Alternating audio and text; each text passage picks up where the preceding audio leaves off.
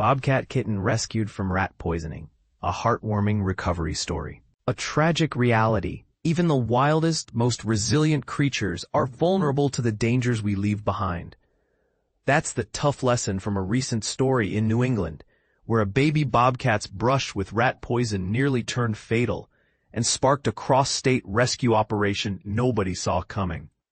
But here's where it gets intriguing. The same substance meant to control pests is trapping the region's apex predators in a deadly web, and not everyone agrees on what should be done. Let's break down what happened. When a young bobcat in Massachusetts suddenly fell ill, its blood refusing to clot, rescuers at Newhouse Wildlife Rescue didn't have to guess.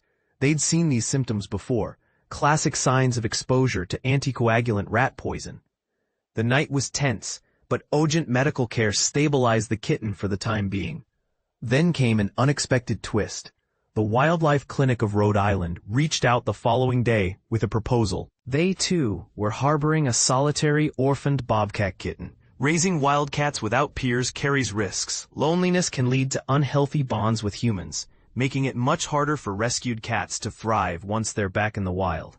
As Dr. Blaine Heimel, the lead veterinarian at the Rhode Island Clinic, explained, "We never want to raise these animals alone. Pairs give them comfort, teach them the right instincts, and help ensure their wildness." Soon, the Massachusetts bobcat made its way south, where both kittens' fortunes improved. But this is the part most people miss. Rodenticide poisoning doesn't just affect rats.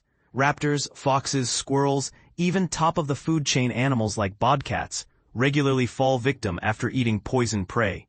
In these cases, animals slowly bleed internally, often dying before help can reach them.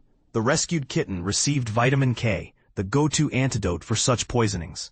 But the surprises didn't stop there. Vets discovered the bobcat had more than just one problem. There was evidence of an older broken femur, a damaged tooth, and road rash, probably from being hit by a car.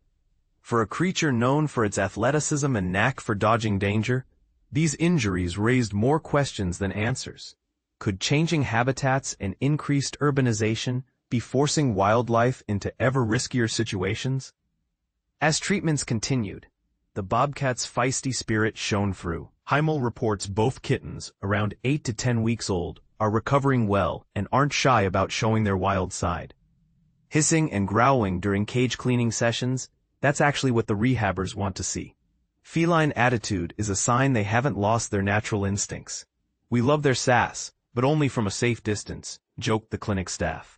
The road to release isn't short. Before these bobcats roam free again, they'll graduate through a series of increasingly challenging enclosures, proving they can survive without human help and resist the urge to come too close.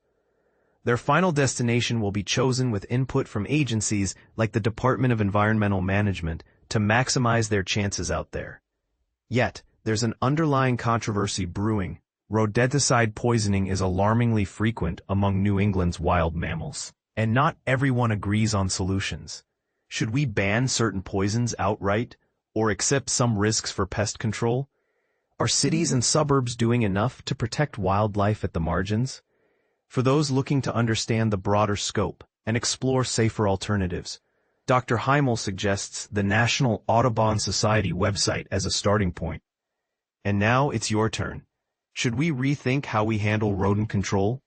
Are the risks to wildlife worth it? Or is it time for new solutions? Share your thoughts below, especially if you've seen the effects firsthand or have other ideas for keeping wildlife and our homes safe.